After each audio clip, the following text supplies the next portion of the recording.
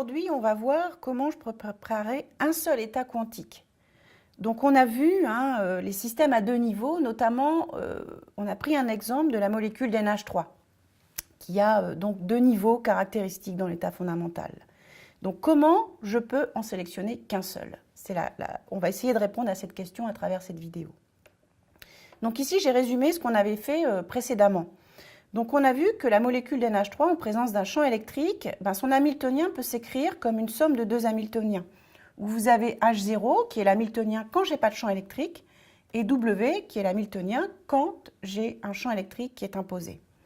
Et on a vu précédemment que ça, c'est tout simplement égal à E0 moins H bar oméga 0 sur 2, E0 plus H bar oméga 0 sur 2, qui sont les énergies quand je n'ai pas de champ électrique. Et puis on a les termes de couplage, ici, de part et d'autre de ma matrice, qui représente donc cet hamiltonien H total. L'expression de cet hamiltonien-là, donc sa représentation matricielle, on n'oublie pas que ça, c'est écrit dans la base des vecteurs propres de H0, qu'on avait appelé phi S, phi A. Donc, on diagonalise cette matrice et on trouve les énergies E+, et E-, et les vecteurs propres associés psi+ et psi-. Je vais me placer dans un cas simple, le cas du champ faible. Et ça, le cas du champ faible, on l'atteint quand l'énergie ici, D0 multiplié par le champ électrique, D0, je vous rappelle, c'est le moment dipolaire électrique de la molécule, quand cette énergie-là est très petite devant H bar oméga 0. Donc on peut faire un développement limité des expressions et vous faites ça chez vous et vous allez trouver les expressions qui apparaissent ici.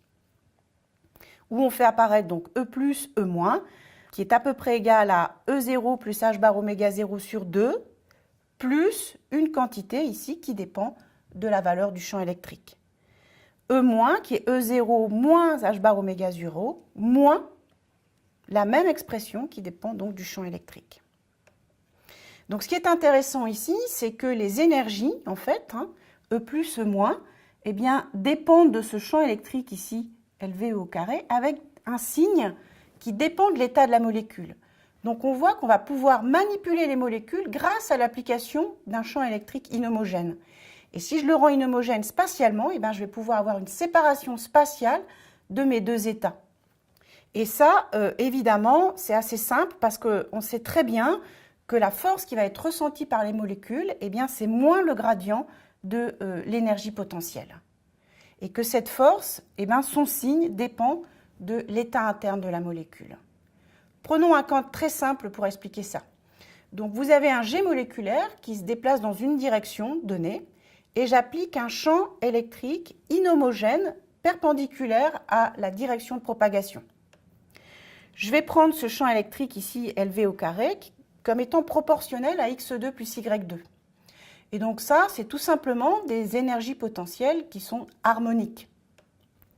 Où j'ai fait la représentation ici dans le plan soit x, soit y, et l'axe z ici, il est perpendiculaire à cet axe-là. Et les molécules qui sont caractérisées par l'état psi+, vont ressentir une force qui a une signe moins, une force de rappel. Donc elles vont osciller dans cette énergie potentielle ici et rester piégées au centre de l'axe de propagation. Alors que les molécules qui sont caractérisées par psi-, elles, vont ressentir une force qui va avoir le signe plus, donc une énergie potentielle qui va être inversée et donc elles vont s'éloigner de l'axe de propagation. Pour réaliser ça expérimentalement, c'est assez simple. On fait passer notre jet moléculaire dans un système qui présente cette homogénéité. Une façon de faire ça, c'est de prendre 4 barres, d'appliquer des potentiels avec des signes alternés, moins, plus, etc. Les lignes en pointillés sont les lignes de champ électrique. Vous faites passer votre jet moléculaire dans ce dispositif-là. Alors, les molécules qui sont vertes ici, c'est celles qui ressentent le potentiel ici à 2 dimensions qui va permettre de les piéger vers le centre. Alors que les molécules qui sont rouges, vous voyez, qui sortent du dispositif, sont-elles celles qui ressentent l'énergie potentielle harmonique inversée, qui se trouve expulsée du centre de mon dispositif. Donc, à la sortie de ce dispositif-là, j'ai un jet moléculaire fait des molécules vertes alors que les autres ont disparu. Donc en conclusion, au départ, avant mon dispositif, mes molécules sont dans une superposition d'états qui sont à peu près donc un coefficient alpha psi S plus bêta psi A. Je fais passer mes molécules dans mon quadrupôle électrique et à la sortie du système, j'ai séparation des états.